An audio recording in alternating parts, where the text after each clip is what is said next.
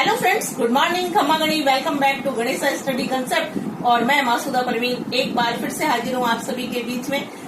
आज से हम विधिवत रूप से राजस्थान इतिहास पढ़ना शुरू कर रहे हैं। देखिए दोस्तों, बात चाहे भारतीय इतिहास की हो और चाहे राजस्थान के इतिहास की, प्रारंभ सदैव कहाँ से होता है? सभ्यताओं से होता है। सभ्यताओं के विकास का क्रम या काल क्या रहा, इसे अध्ययन की सुविधा की दृष्टि से 3 हिस्सों में बांटा जाता है।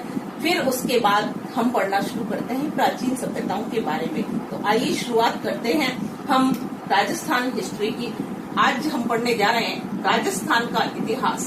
राजस्थान का इतिहास पढ़ने से पहले हम क्या करते हैं, इतिहास को अध्ययन की सुविधा की दृष्टि से 3 हिस्सों में बांट लेते हैं।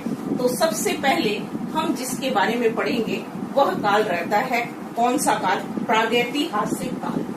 प्रागैतिहासिक काल, उसके बाद जो समय आता है उसका नाम रखा गया आद्य ऐतिहासिक काल, और फिर उसके बाद आता है ऐतिहासिक काल। पहला कौन सा है? प्रागैतिहासिक काल, दूसरा आद्य ऐतिहासिक काल, और तीसरा जो हम पढ़ते हैं ये रहता है ऐतिहासिक काल।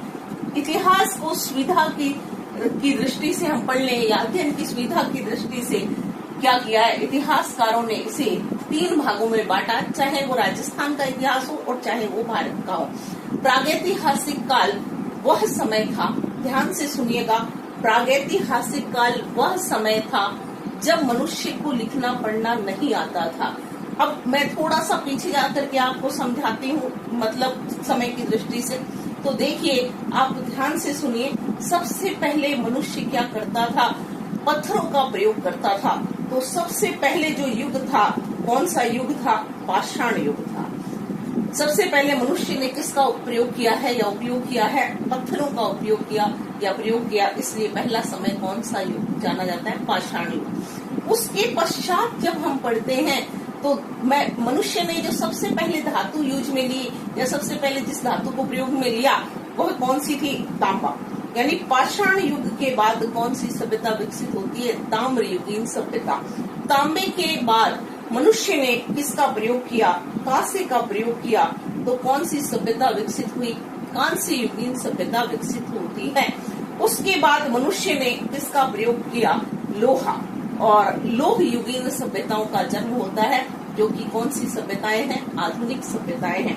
तो अगर आपसे पूछा जाता है मनुष्य ने सबसे पहले किस धातु का प्रयोग किया, तो उत्तर लिखना है तांबा, और उसके बाद कांसा, और कांसे के बाद किसका प्रयोग करता है मनुष्य? लोहे का प्रयोग करता है। तो अब हम क्या करते हैं, विकास के क्रम को पढ़ते हैं। पहले पढ़ेंगे प्रागैतिहासिक काल, फिर आद्य ऐतिहासिक काल, और फिर ऐतिहासिक काल। क्लियर है? अध्ययन की सुविधा की दृष्टि से भारतीय और राजस्थान के इतिहास को हमने कितने हिस्सों में बांटा है? 3 हिस्सों में बांटा है। तो शुरुआत करते हैं किससे? प्रागैतिहासिक काल से। तो देखिए फ्रेंड्स, प्रागैतिहासिक काल क्या था और इसके साक्ष्य कहाँ से मिले हैं और ये इतिहास लेखन में किस तरह मदद करता है।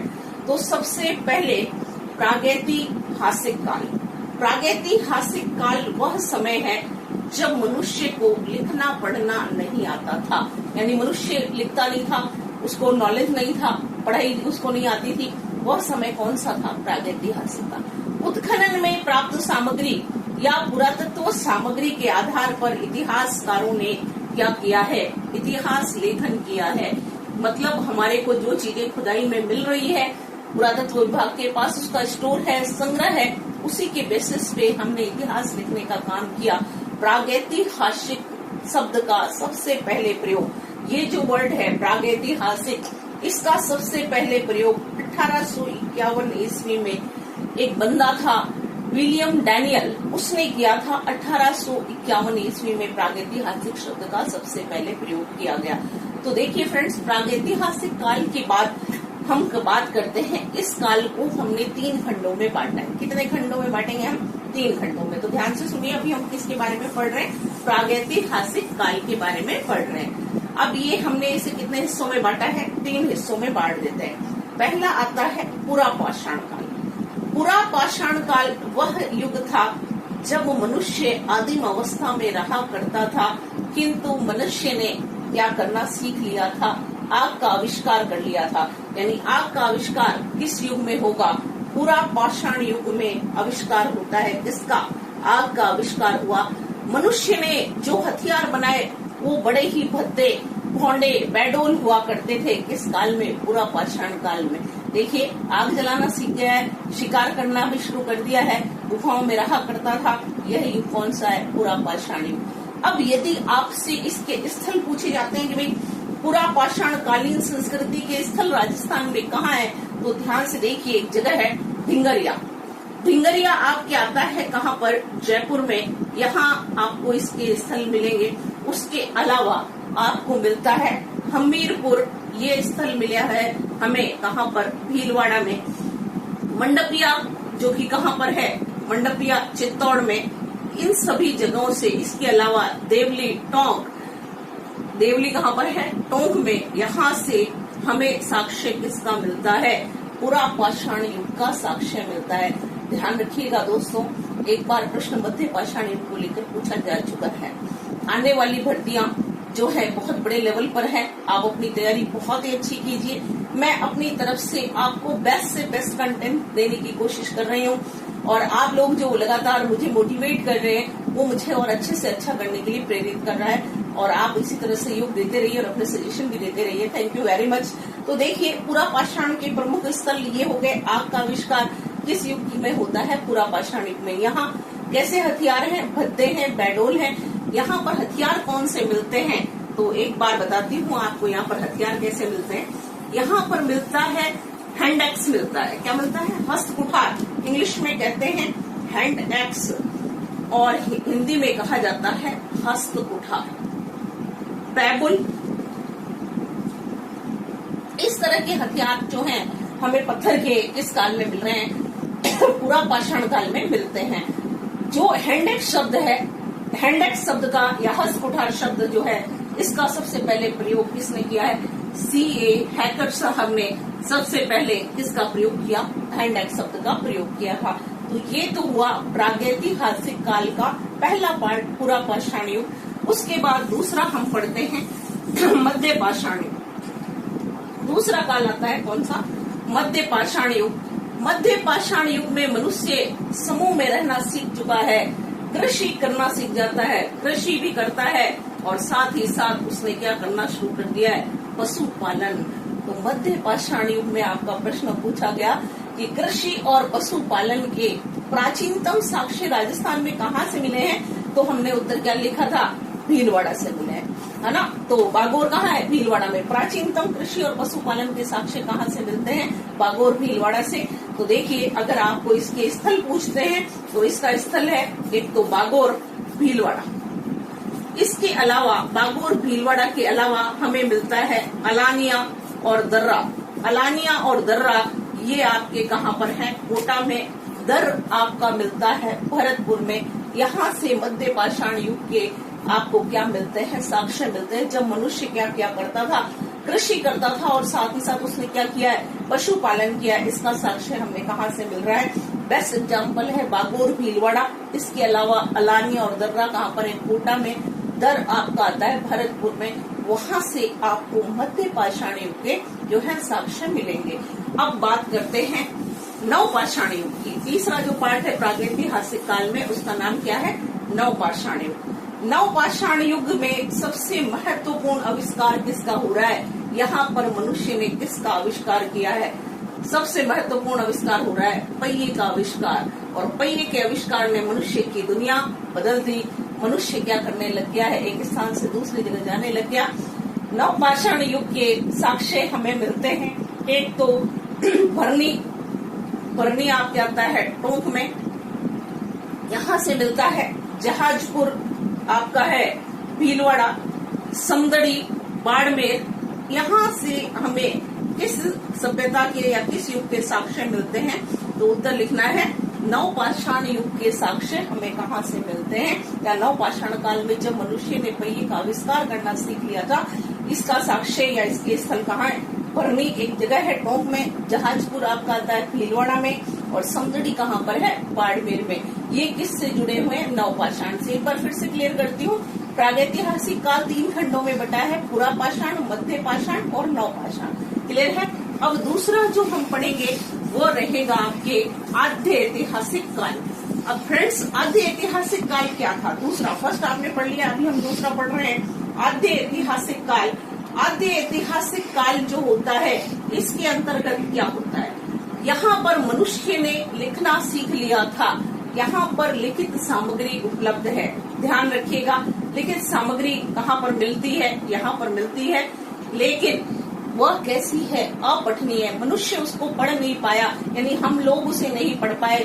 पढ़ने की कोशिश कर रहे हैं। जब इंडियन हिस्ट्री पढ़ेंगे आप, तो आपको पढ़ने के लिए मिलेगा कि सिंधु लिपि पर पढ़ने का प्रयास सबसे पहले वेडन नामक एक व्यक्ति ने किया था।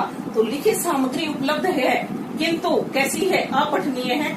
हम इसे पढ़ नहीं पाए, अपठनीय। इसे क्या नाम दिया गया? उस्त्रोफेदन। क्या नाम देते हैं? उस्त्रोफेदन। इसे नाम दिया गया सर्पिलाकार। सर्पिलाकार लिपि, गौमूत्र लिपि, ये सब किसके नाम हैं? तो हमें उत्तर लिखना है, ये सब किसके नाम हैं? जो उस्त्रोफेदन शैली है या सैंधव लिपि है, जो कि कैसे लिखी जाती थी? दाएं से बाएं, बाएं से दाएं, दाएं से बाएं और बाएं से दाएं। जो कि कैसी थी? आपकी पिक्टोग्राफिक थी, भाव चित्रात्मक थी, और जो स्टाइल था वह आपका कैसा था? उस्त्रोफेदन था। तो ये आद्य ऐतिहासिक काल है।